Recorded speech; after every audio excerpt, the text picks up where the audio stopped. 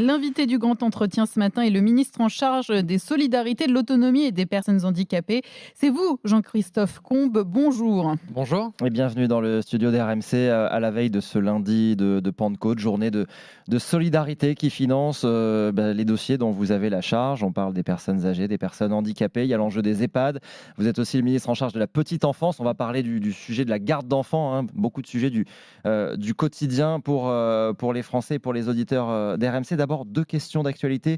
Et cette séquence hier soir à Cannes, une palme d'or française remise à la réalisatrice Justine Triet qui, en recevant son prix, attaque vivement le gouvernement. Le pays a été traversé par une contestation historique, extrêmement puissante, unanime, de la réforme des retraites, et réprimée de façon choquante. Contestation niée et réprimée de façon choquante. Le gouvernement a nié la contestation sur la réforme des retraites. Bon, d'abord, c'est moi qui suis choqué parce que je trouve que c'est pas très approprié de profiter d'une soirée où on célèbre le cinéma pour porter un discours politique qui en plus est celui de la France insoumise. Enfin, Jean-Luc Mélenchon aurait pu dire exactement la même chose. Et la technique est toujours la même. Moi, j'ai l'impression à l'entendre qu'on vit pas du tout dans le même pays en fait. Et utiliser des mots qui sont de cette force, de cette puissance, je trouve ça tout simplement très grave. J'ai pas l'impression que les manifestations, lorsqu'elles se sont déroulées dans le calme, ont été réprimées. Ce que j'ai vu, c'est des forces de l'ordre qui ont été souvent attaquées par des personnes qui n'avaient rien à faire avec la contestation sociale. Un gouvernement qui s'est montré ouvert. La porte, elle a toujours été ouverte, que ce soit du côté de Olivier Dussopt, le ministre du Travail, ou de la Première ministre, pour écouter les syndicats.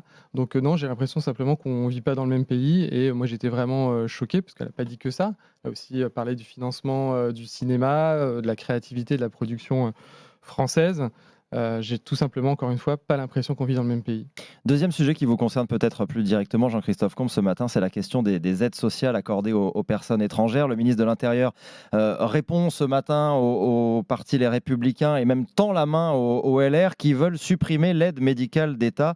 Gérald Darmanin se dit prêt à discuter de ce sujet et de ses modalités. Est-ce que cela choque l'ancien patron de la Croix-Rouge que vous êtes ? La question de la suppression, oui. Enfin, en tout cas, pour moi, c'est quelque chose qui est important, cette aide médicale d'État. Ça fait aussi l'honneur de la France. J'imagine pas qu'on ne puisse pas aider, soigner des personnes qui sont présentes sur le territoire. C'est une question humanitaire, une question de sécurité aussi sanitaire. Ce qu'a dit Gérald Darmanin, j'ai lu attentivement son interview ce matin, c'est qu'on était prêt à discuter sur les modalités d'accès à cette aide. Oui, ça veut dire, ça veut dire très concrètement en réduire l'accès. Hein. Ça veut pas dire autre chose. En tout cas, faire en sorte que, et c'est ce qui choque les Français, c'est qu'il n'y ait pas de tourisme sanitaire dans notre pays. Et ça ne me choque pas. Cette aide, elle est faite pour, encore une fois, aider des personnes qui sont dans une situation humanitaire et sanitaire grave. Pour moi, c'est extrêmement important qu'on maintienne cette aide. En revanche, on peut regarder effectivement les conditions d'accès et lutter, encore une fois, contre ce qu'on appelle le tourisme sanitaire dans notre pays, faire en sorte que cette aide, ou d'autres d'ailleurs, ne crée pas d'appel d'air, puisque l'objectif derrière ce texte est quand même de maîtriser et de mieux maîtriser l'immigration. Il y a des doutes sur le fait que la générosité de notre système de protection sociale appellerait cette immigration dans notre pays. Je pense qu'il faut qu'on regarde très clairement les règles d'attribution d'un certain nombre d'aides. Il y a des lignes rouges. Encore une fois, je pense que cette aide médicale d'État, elle est utile. Y compris conditionner un certain nombre d'années de résidence, l'attribution de prestations sociales. Oui, c'est déjà le cas. C'est déjà le cas sur la plupart des prestations sociales. Il faut être sur le territoire français en situation régulière depuis plusieurs années pour la plupart. Il faut résider un certain nombre de mois dans l'année en France pour pouvoir toucher un certain nombre de prestations. Je pense que c'est bien qu'on remette les choses à plat. Les Français ont un doute, perdent la confiance aujourd'hui dans notre système. C'est important qu'on leur apporte des réponses claires. Il y a la question de la sécurité qui se pose, la question de la sécurité des élus. On a vu le maire de La Baule témoigner de menaces de mort qu'il a reçues récemment. La question de la sécurité des soignants avec la mort de cette infirmière dans un hôpital au début de la semaine. Vous qui avez donc longtemps dirigé la Croix-Rouge, aujourd'hui vous êtes en charge de tout le secteur de la solidarité, du médico-social. Les associatifs que vous connaissez bien, ils sont aussi des cibles dans ces secteurs-là ? Tout le monde est inquiet à partir du moment où vous avez une mission de service public, où vous êtes au contact de publics qui sont fragiles. Vous pouvez être une cible. Les questions de sécurité, elles sont permanentes, elles sont tout le temps présentes. On sait que c'est des métiers qui sont aussi à risque aujourd'hui, et je pense que c'est important de rassurer quand même l'ensemble des soignants, que ce soit dans le système sanitaire ou le système médico-social. Pas plus tard que la semaine dernière, j'étais dans la Marne, j'ai rencontré des soignants qui m'ont dit toutes leurs inquiétudes par rapport à cette situation. Après, on ne peut pas tout contrôler, mais il s'avère que le secteur médico-social, il est aussi très touché. Il y a une étude de l'Observatoire national des violences en santé qui montre en 2021 que le secteur des EHPAD, par exemple, c'est le deuxième secteur le plus exposé à des violences. Sur les 20 000 violences recensées, c'est près de 15% qui l'ont été dans les EHPAD cette année-là. Justement, vous parlez des EHPAD et vous le savez, sur RMC, on peut vous interpeller très directement. Monsieur le ministre, on est avec Isa qui nous a contacté via le 3216. Bonjour Isa. Bonjour à vous. Bonjour Monsieur le ministre. Je vous laisse la Bonjour. parole pour poser votre question. Voilà, alors ma question toute simple, je voulais savoir pourquoi les EHPAD sont si chers au mois pour des retraités qui ont naturellement une petite retraite. Donc je conçois qu'il y a des aides, mais moi pour ma part, ça fait 1 an que j'ai placé ma maman, Alzheimer, et on doit sortir dans l'année 22 000 euros. Et c'est une EHPAD la moins chère, elle est à 2100 ou 2200 quoi.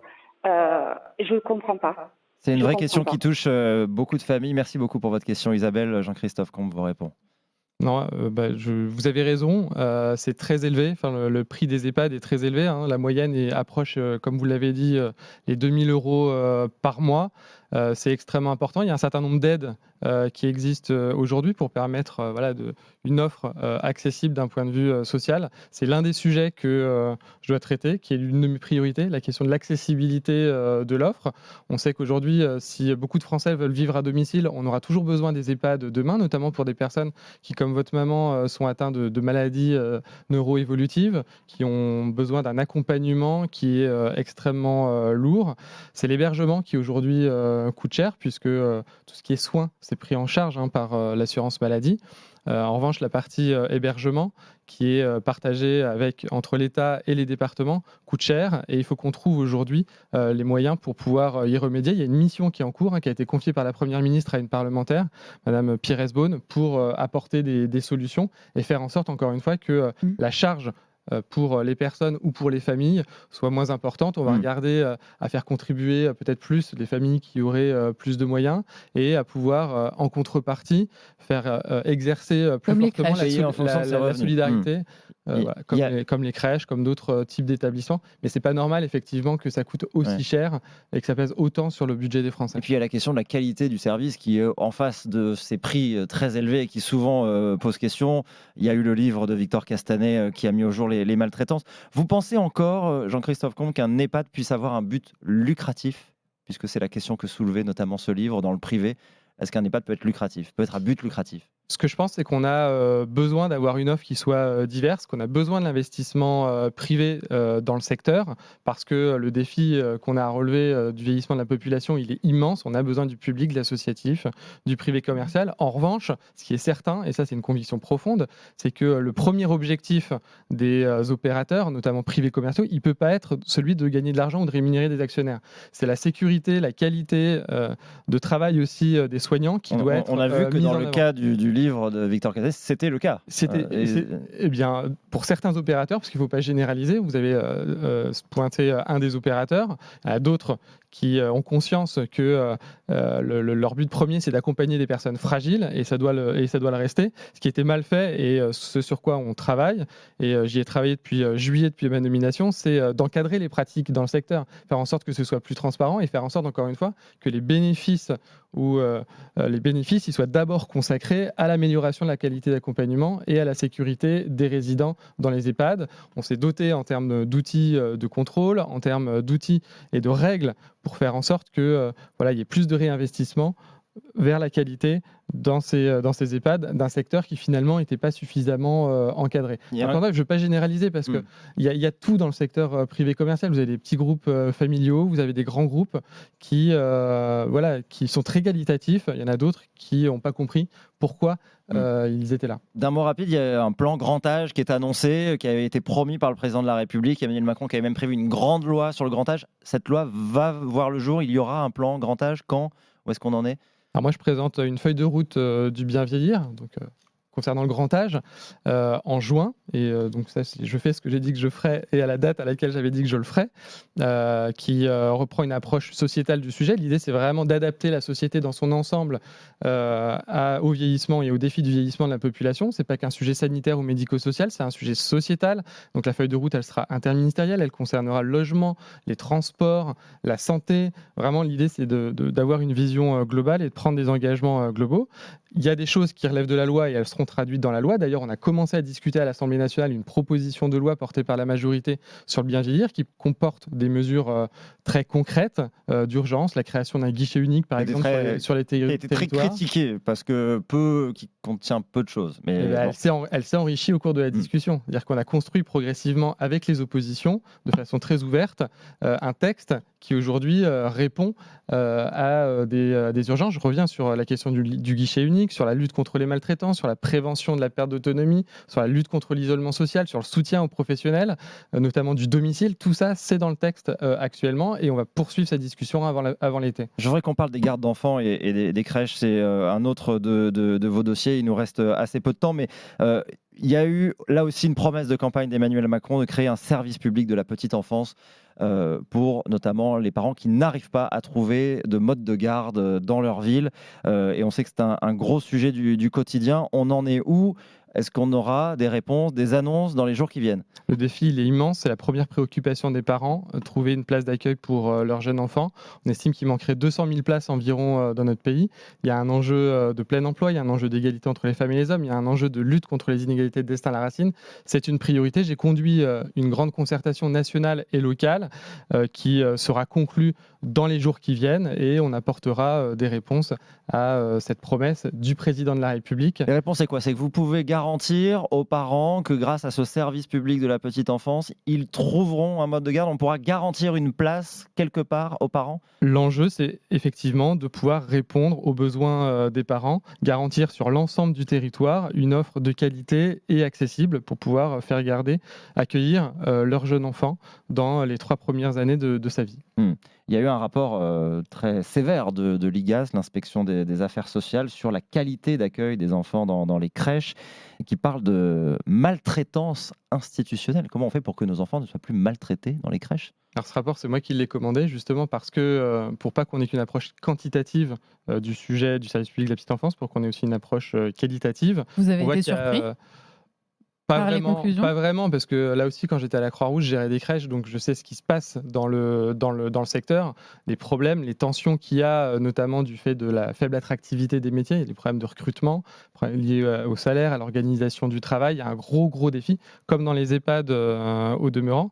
Et il y a des sujets plus structurels sur l'approche, sur les projets d'établissement, sur la façon dont on intègre dans les formations aussi des soignants toutes les connaissances qu'on a sur le développement de l'enfant. Donc il y a un vrai enjeu, mais il est d'abord humain, celui de rendre ces métiers attractifs et de pouvoir recruter des professionnels de qualité formés dans ces établissements. Comment on fait Il faut augmenter les salaires, il faut mieux former les professionnels, il faut leur donner envie de s'engager dans des métiers qui ont du sens. Il y a encore 10 ans, on se bousculait dans les formations pour devenir auxiliaire de puériculture. Aujourd'hui, c'est très difficile d'aller trouver des candidats pour rentrer dans ces filières. Donc on a un gros enjeu collectif aussi d'aller chercher des jeunes, des moins jeunes pour s'investir dans ces métiers. Merci Jean-Christophe Combe d'être venu ce matin en direct dans le studio d'RMC, ministre des Solidarités. Merci, bonne journée à vous.